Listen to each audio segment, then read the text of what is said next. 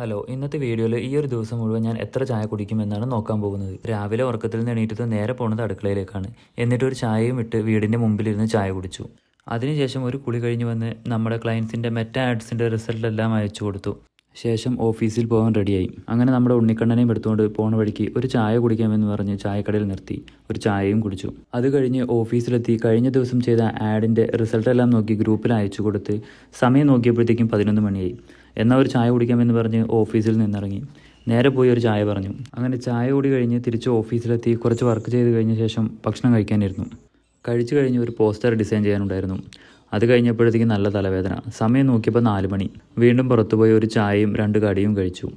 ഇപ്പോൾ ഒരു ചെറിയ ആശ്വാസം.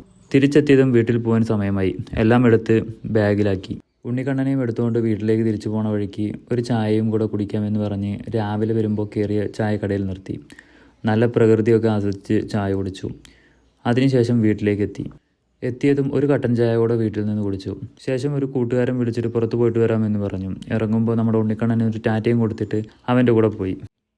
അങ്ങനെ പുറത്തുനിന്ന് 7ാമത്തെ ഗ്ലാസ് ചായയും കുടിച്ച് ഞാൻ എൻ്റെ ഇന്നത്തെ ചായ കൂടി ഇവിടെ നിർത്താൻ പോവുകയാണ്.